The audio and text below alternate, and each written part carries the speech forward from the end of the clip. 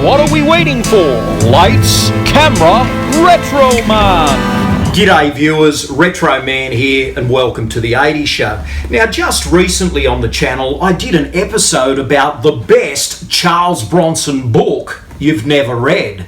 Now that was a lot of fun, but today I'm back to talk some more Bronson, and old Charlie, as I like to call him, really left behind a fantastic legacy of films. In fact, he appeared in about 95 movies, and today I'm going to talk about what are the best Charles Bronson movies. Now guys, he has a career that dates back to the 1950s, and in those early years he was appearing in all sorts of stuff. I mean, westerns, war films, and little potboiler dramas, and he was this supporting actor that was really, you know, trying to make a name for himself, trying to stand out in the crowded marketplace in the 50s. And these early black and white films that he appeared in are really fascinating. But guys, his star really rose in the 60s, and he managed to get himself into these really mega ensemble films. I mean, we're talking about movies that became classics, blockbusters. And in 1960, it all changed when he got himself into The Magnificent Seven. And that film was just really a fantastic western, from the film score by Elmer Bernstein to basically these seven men. They were fascinating to watch, and Bronson really gave so much to that film. His presence was remarkable. So guys, he also got himself involved in The Great Escape. I mean, what a war film that was, with Steve McQueen, James Garner, James Coburn. That was a real ensemble film as well. And Bronson, of course, played the Tunnel King. And guys, he also did The Dirty Dozen, which is really a war classic with Lee Marvin and Telly Savalas. And Bronson was great in that as well. So in the 60s, he did all of these remarkable ensemble pictures. But really, guys, by the 70s, he became a massive star. And what kind of kicked off the 70s was this remarkable western that he had out in 1969. In fact, you could say that it is one of the best westerns ever made.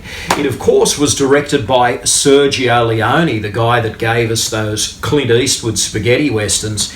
And guys, the film is Once Upon a Time in the West, and Bronson really sparkled in this film. He was a mystery man, and guys, he was so fast with his guns. So Once Upon a Time in the West is just this amazing movie, and Bronson just really became a star in that film, and it was right on the cusp there of the 70s, and his career just took off as a leading man. So as the 70s kicked in, guys, Bronson did another really entertaining western, and he let his hair down, guys, and added a lot of charisma to this tale. And this film came with an international cast. We had Ursula Andress, we had Toshiro Mifune, and we also had Alan Dillon, and it was called Red Sun. It was directed by Terence Young, who helmed a few of the Bond films. So that's a really cool, entertaining western to check out. But if you're looking for a greater intensity from Bronson, definitely check out one of his Indian roles, which is where he plays a half-breed in a movie called Chado's Land, where he really is a predator on the open range. And something happens to his family, guys, and he kind of goes berserk and takes care of business. And that little film had Jack Palance in it, and that's a really cool Bronson vehicle to check out as well. So this guy just starred in so many films, and as the 70s moved along, I mean, his career really exploded. And those films that stand out in his catalogue are The Mechanic, which is this really entertaining, suspense-driven crime film co-starring Jan Michael Vincent. And he also did another film called Mr. Majestic, where he plays a watermelon farmer. That is just a fascinating little tale with some great action set pieces. And also, guys, he did another film directed by Walter Hill called Hard Times. which, man, I mean, it's about the Depression era, and Bronson plays a bare-knuckles fighter. And guys, of course, in the 70s, the film that really changed the trajectory of Bronson's career was the blockbuster Death Wish, where he played an architect who became a vigilante, and that really set him in another direction, guys. It sent him into the stratosphere as a performer, and people just wanted to direct Bronson films after that. I mean, they knew what the formula was. He came on the screen, he was softly spoken, but he knew how to handle himself in those action moments. He had this really dangerous presence to him. And after that, in the 70s, he made all of these other films that were kind of, you could say, lesser than Death Wish, but he added that star power to them, and they were immensely watchable. So once the 80s came around, Bronson was kind of at a career crossroads, and he kind of starred in two back-to-back flops. I mean, he starred in a remake of Casablanca called Cabo Blanco, which co-starred Jason Robards, his old buddy from Once Upon a Time in the West. And he also did another film called Borderline with Ed Harris. And those films kind of didn't do too well at the box office. And it was kind of like Bronson was getting up there in age, and what is going to happen next for Charles Bronson? And then in the 80s, guys, Cannon Films exploded, and they approached Bronson with a sequel to Death Wish. And Bronson jumped on board for Death Wish 2, and that film was a controversial film for its violence. And guys, it was a blockbuster. People everywhere just flocked to see Death Wish 2, and that was a comeback for Bronson. And he kind of kept kicking around in the 80s there, doing these really violent exploitation films with an old buddy of his, a director by the name of J. Lee Thompson.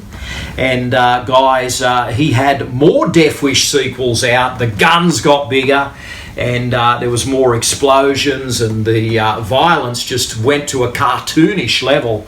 And there was this other Cannon film that he did that was a buddy film with a female called Murphy's Law, and that's a really cool one to check out as well. So Bronson made it into the 90s, but by the 90s his career kind of petered out. I mean, he did Death Wish 5, and then after that he got involved in a few of these TV movies, Family of Cops, and by the early 2000s, Bronson passed away. But guys, he left behind a really interesting catalogue of films, and there are a lot of fans out there of his work, and I think his peak was the 70s, but he got this new lease of life in the 80s with that really interesting Cannon catalogue. So guys, Bronson had an awesome career. There's plenty of great movies out there. I've just kind of scratched the surface on some of Bronson's best. I mean, there's other westerns out there that he did in the 70s. He played Wild Bill Hickok in The White Buffalo, and there's just an amazing array of films that he found himself in. I mean, he even did a Godfather knockoff called the Valachi Papers. It was based on a book, and it really tried to capitalize on the blockbuster status of The Godfather. So Bronson got involved in a lot of movies, guys, and he has a fascinating catalogue of about 95 movies. So today I've touched on some of the best films in Bronson's catalogue, and that was a lot of fun. So guys, if you're interested in finding out a little bit more about Charles Bronson, definitely check out some of the films that I mentioned today. And now guys, it's over to you. I'd like you to tell me in the comments below what you think are some of Charles Bronson's best movies. So please do that in the comments below, and guys, I will definitely reply to your commentary. So guys, as always, please like, comment and subscribe, and you will see Retro Man again very soon. But until then, this is Retro Man, living the dream, 80s style. Stay gold. Thanks for watching. Retro Man will return faster than a boomerang and just as cool as Charles Bronson.